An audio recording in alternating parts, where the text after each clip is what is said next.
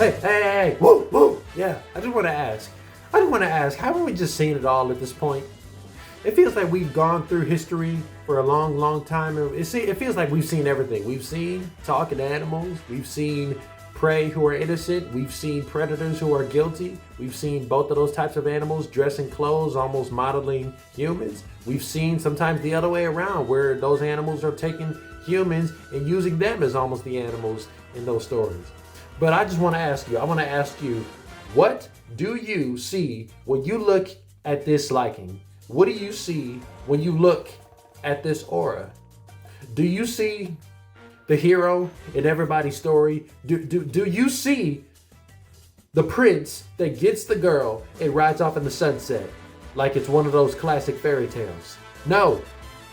I want you to know that what you see when you look at me, or what everybody sees when they look at me, is the villain of the week in everybody's story. The big bad wolf. The guy who's guilty until he's proven innocent.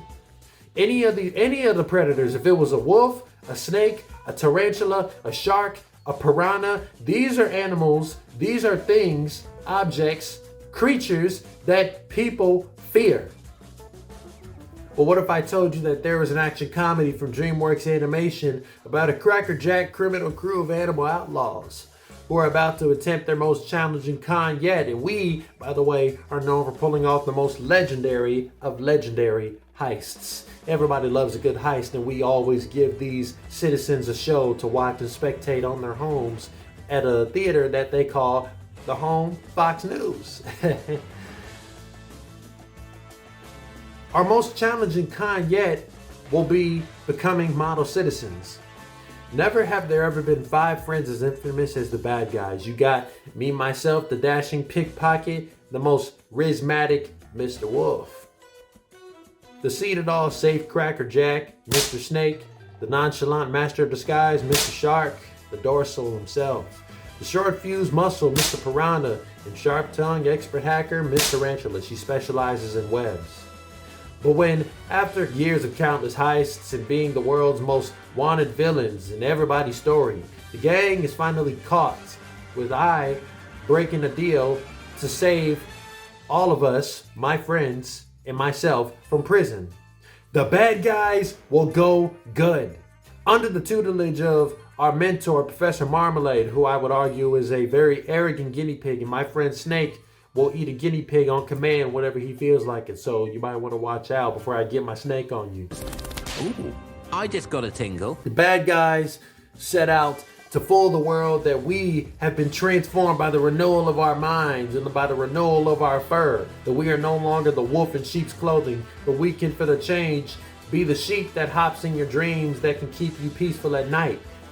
Along the way, though, I begin to suspect that doing good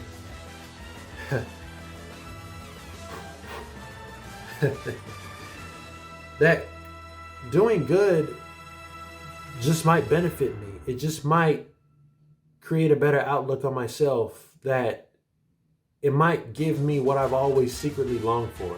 Not money, not gold, not ruling over the city, not even becoming the greatest criminal mastermind of all time, not even the most charismatic criminal mastermind of all time, not even being the next Danny Boyle. No. What I've always wanted was just some acceptance for y'all. All I've ever wanted was just a little acceptance, even if I'm not fully understood. So when a new villain threatens the city, can I, Mr. Wolf, persuade the rest of the gang to become the good guys? It's not the best, most original thing you can call it, but we'll just stick with that for now. This, The Bad Guys, DreamWorks Animation's Bad Guys, is based on the children's graphic novel written and illustrated by Aaron Blabey. The Bad Guys tells the story of a group of anthropomorphic predators who are famously known for their criminal activities, I myself included in that posse. The premise from the title alone speaks for itself, but I did not know what to expect when I saw this movie for the first time in theaters. As of this report, my thoughts on The Bad Guys have become vividly clear, with more positives than negatives after the second viewing. Not much has really changed since the first time I saw it at a Regal cinema by my local town. Even if it's not the best DreamWorks animated movie, That's all that matters, that I have more positives than negatives. I have more pros than cons because we fill the title of the cons. The first thing to point out is the obvious elephant in the room, which is that darn good animation style that seamlessly blends 2D animation, 2D character textures and designs with 3D animation. All right. I'm not sure what correctly describes this artistic choice, but The Bad Guys is one of the early signs of how much films like the 2018 Spider-Verse movie has re-revolutionized animation, almost to the point of becoming the next best thing after CGI. This has become more prevalent later with films like Puss in Boots: The Last Wish, which is next time after this upload, and The Mitchell vs. the Machines, and Netflix's Klaus, and TMNT Mutant Mayhem. Granted, the similarities with the animation styles have almost a shared purpose of sporting a striking appeal and heightening the exaggeration of these characters by allowing them to capture the essence of smooth criminals. Underneath all that sheep's wool that is the animation is the apex posse shepherded by Mr. Wolf. That's me. Ooh. The respective voiceover performances of these characters are one of the highlights of the film, with Sam Rockwell, Mark Maron, Anthony Ramos, and Zazie Beetz being standouts. Don't you just love a good Foxy Brown? Yeah, I salute the film for tipping its shades down to various heist comedy films and franchises that preceded it, like the Reservoir Dogs and Baby Driver and the Oceans franchise. It borrows different elements from these different films in the genre, like the pseudonyms of the bad guys and the characterization of each of them, such as Mr. Wolf, almost evoking Danny Ocean, and Fantastic Mr. Fox. It's almost like how all of our Mr. fill in the blank almost is a homage to Mr. Blue, Mr. Pink, Mr. Brown, Mr. White, and all those guys from Reservoir Dogs.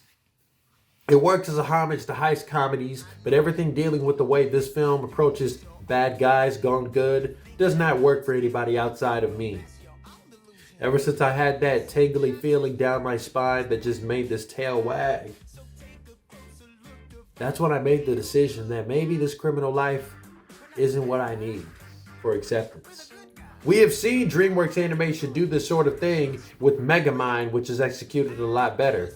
And we have gotten plenty of stories where our lead characters fake it until they make it, or fake it until they get what they want. The reason I say this, that this approach only works for Mr. Wolf, is that his desire to be accepted as a model citizen can be fulfilled through giving a chance instead of just being a ruthless cry boss with no intention to change. When they are not working together on a heist, Snake, Webbs, Piranha, and Shark are not as compelling when becoming good because they never had the desire to be accepted. They was just following the leader. They was just following what the wolf said. They wanted to be a part of the wolf pack even though they themselves were not wolves. The bad guys aside, the supporting characters are pretty entertaining to watch, such as the infamous Chief of Police, Misty Luggins, and Professor Marmalade is the definition of a wolf in sheep's clothing. His words, not mine. When people think of the bad guys, they think of someone like me. Tall, dark, handsome, covered in fur, canine teeth. I know you can't see it clearly, but yes, when people think of predators, they think of teeth like this. They do not think of a short, cute, cuddly, and plush, and poofy guinea pig like Marmalade. When they think of Marmalade, they actually think of making the sandwiches. And now, speaking of sandwiches, good thing my friend Snake always carries 2 slices of bread. Snake. Ugh. Apparently, an underground society named Rotten Tomatoes gives the bad guys an 88% chance at being good tonight. Despite lacking any originality, The Bad Guys is still a solid attempt at pulling off a heist comedy story that only takes inspiration from the best ones, you name them. The characters, animation, and voiceover performances have earned my compliments. I tip my shades down to those things.